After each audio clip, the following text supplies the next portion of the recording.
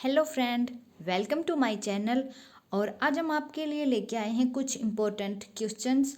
और इन important question का ये आज हमारा थर्ड पार्ट है। इससे पहले हमारे 2 पार्ट आ चुके हैं और अगर आप उन पार्ट को भी देखना चाहते हैं तो डिस्क्रिप्शन में उनका लिंक दिया हुआ है, आप चेक कर लेना। तो अब हम शुरू करते हैं हमारे इन क्वेश्चन को। तो फर्स्ट क्वेश्चन है कि जीव शिव है, इस सिद्धांत का प्रचलन किसने किया था? तो इसके ऑप्शन देख लेते हैं। ऑप्शन ए है राजा राम मोहन राय, ऑप्शन बी श्री नारायण गुरु, ऑप्शन सी दयानंद सरस्वती और ऑप्शन डी है रामकृष्ण परमहंस। तो इसका राइट ऑप्शन हो जाएगा Ramakrishna Paramahansa, option D. Next है कि शंख लिपि के लेख निम्नलिखित स्थल के स्तूप अवशेष से प्राप्त हुए हैं, तो वो कहाँ हैं?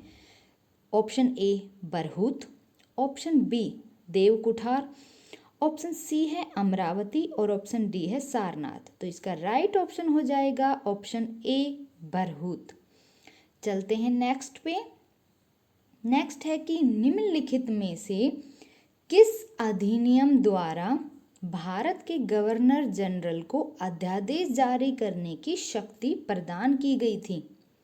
तो ये 4 ऑप्शन है जिनमें ये अधिनियम दिए हुए हैं। फर्स्ट ऑप्शन है कि चार्टर एक्ट 1833, सेकंड ऑप्शन है भारतीय परिषद अधिनियम 1861 और सी ऑप्शन है भारतीय परिषद अधिनियम 1892 और ऑप्शन डी है भारतीय परिषद अधिनियम 1909। तो इसका राइट ऑप्शन हो जाएगा ऑप्शन बी भारतीय परिषद अधिनियम 1861। इसमें उनको जो भारत का गवर्नर जनरल था उनको अध्यादेश जारी करने की शक्ति मिल गई थी। और नेक्स्ट है कि निम्नलिखित संतों में से किसके अनुयायी जो थे वो विष्णु का अवतार मानते थे उनको? तो फर्स्ट ऑप्शन है चैतन्य, बी रामानंद, सी है रामानुज और डी है वल्लभाचार्य। तो इसका राइट ऑप्शन है ऑप्शन ए चैतन्य। नेक्स्ट देख लेते हैं हम कि दक्षिणी भारत में स्थित निम्नलिखित स्तूप अवशेषों में दशरथ जातक का शिल्पांकन कहाँ हुआ है, प्राप्त हुआ है, वो कहाँ मिला है? तो फर्स्ट ऑप्शन है नागार्जुन कोंडा, ऑप्शन बी है अमरावती, ऑप्शन सी है गुमिडिरू और ऑप्शन डी है फनीगिरी। तो इसका राइट ऑप्शन हो जाएगा नागार्जुन कोंडा। दक्षिणी भारत में स्थित है ये और ये स्तूप है अवशेष जिसमें से दशरथ जातक के शिल्पांकन प्राप्त हुए हैं, तो ये नागार्जुन कोंडा। ओके, अब है हमारा नेक्स्ट कि निम्नलिखित में से कौन सा बंदरगाह पोडू के नाम से the Periplus of the Erythraean Sea के जो लेखक थे कि लेखक को ज्ञात था?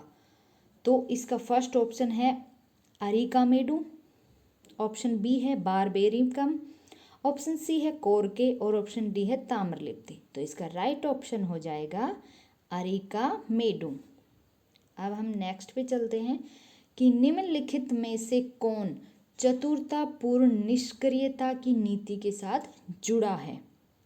तो option A William Bentinck, option B Lord Canning, option C John Lawrence और ऑप्शन डी लॉर्ड मेयो। तो चतुर्थाई पूर्ण निष्क्रियता नीति के साथ कौन जुड़ा हुआ है? Option C John Lawrence. Next है कि निम्नलिखित में अजंता के किस गुफा में मरणासन राजकुमारी का दृश्य अंकित है? तो इसके ऑप्शन हम देख लेते हैं कि ऑप्शन ए है गुफा 1, गुफा बी है गुफा 9 और सी है गुफा 10 और डी है गुफा 16। तो इसका राइट ऑप्शन है कि गुफा 16। नेक्स्ट है जवाबित थे, जवाबित क्या थे?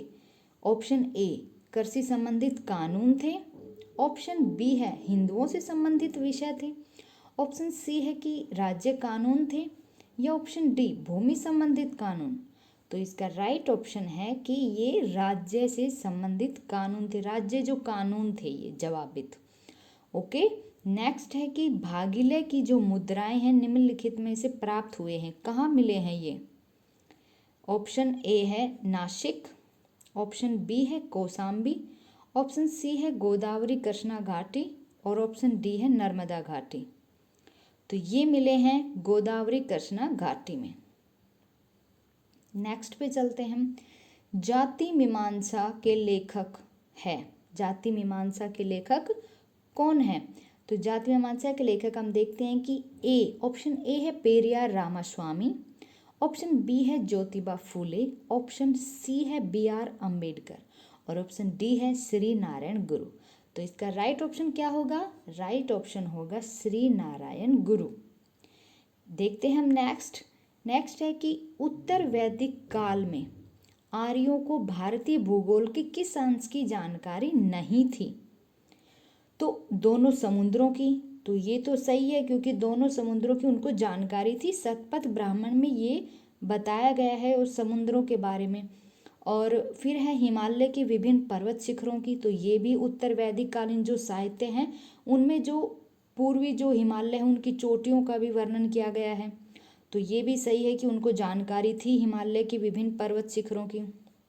फिर है कि कृष्णा नदी घाटी तक दक्षिण भारत की। तो ये इसका राइट ऑप्शन हो जाएगा क्योंकि उनको कृष्णा नदी तक जो दक्षिण भारत घाटी थी वहाँ तक उनको जानकारी नहीं थी। जो आर्य थे वो अभी नॉर्थ इंडिया में ही थे। तो और ऑप्शन डी है कि संपूर्ण गंगा नदी घाटी। तो इसकी तो उन्हें जानकारी थी संपूर्ण नदी घाटी की। तो जो शतपथ ब्राह्मण है इसमें उनका जो प्रसार है उनके बारे में वर्णन किया गया है। अब चलते हैं हम नेक्स्ट पे। नेक्स्ट है कि हड़प्पा के लोगों के सामान्य जो घरेलू बर्तन थे वो किससे बने होते थे? ऑप्शन ए पत्थर के, ऑप्शन बी है चीनी मिट्टी के, ऑप्शन सी है मिट्टी के अच्छी तरह पकाए गए चित्रात्मक बर्तन थे या फिर तांबे के थे, ताम्र। तो इसका राइट ऑप्शन हो जाएगा ऑप्शन सी, मिट्टी के अच्छी तरह पकाए गए चित्रात्मक बर्तन।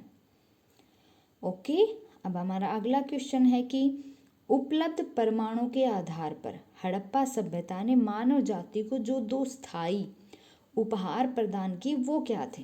ऑप्शन ए है गेहूं और कपास की खेती, ऑप्शन बी है गणित और दशमलव प्रणाली का ज्ञान, ऑप्शन सी है ताम्र और कांस्य आगलन प्रौद्योगिकी, ऑप्शन डी है सोख्ते और मिट्टी के पाइप। तो इसका राइट ऑप्शन हो जाएगा ऑप्शन ए, गेहूं और कपास की खेती का जो प्रारंभ है वो वहीं से माना जाता है, हड़प्पन सिविलाइजेशन से, और वो हम आज भी कर रहे हैं। अब है हमारा नेक्स्ट क्वेश्चन कि प्रसिद्ध बौद्ध विद्वान अश्वघोष किसके समकालीन थे? तो अश्वघोष किसके समकालीन थे? Option A Ashoka, option B है Menander, option C Kanishka, option D है हर्ष। तो इसका राइट ऑप्शन है कनिष्क। जो अश्वघोष थे बौद्ध विद्वान वो कनिष्क के समकालीन थे, और कनिष्क के टाइम पे एक बौद्ध संगति भी होती है, उसमें अश्वघोष भी थे, और अश्वघोष ने बौद्ध धर्म से संबंधित अनेक ग्रंथों की भी रचना की है। और अब है कि लास्ट हमारा क्वेश्चन है कि बुद्ध के प्रवचनों का संकलन प्रसिद्ध धम्मपद निम्नलिखित में से किस ग्रंथ का अंग है? तो सुत्त पिटक, ऑप्शन ए, ऑप्शन बी है विनय पिटक, ऑप्शन सी है अभिधम्म पिटक और ऑप्शन डी है दीर्घ निकाय। तो इसका राइट ऑप्शन हो जाएगा सुत्त पिटक, क्योंकि सुत्त पिटक में ही बुद्ध के प्रवचनों का संकलन किया गया है। विनय पिटक में उनके नियम बताए गए हैं भिक्षु भिक्षुणियों से संबंधित, और जो दीर्घ निकाय है वो सुत्त पिटक का ही एक भाग है, पार्ट है। तो फ्रेंड ये आज के हमारे यही क्वेश्चन थे, और अगर आपको ये क्वेश्चन पसंद आ रहे हैं, अच्छे लग रहे हैं, अगर आपकी तैयारी में कुछ हेल्प कर रहे हैं तो प्लीज़ आप सब्सक्राइब ज़रूर करना और लाइक करना, और ऐसे ही क्वेश्चन हम लाते रहेंगे, आपका सपोर्ट बनाए रखना। थैंक यू, और मिलते हैं नेक्स्ट वीडियो में। Okay, bye bye.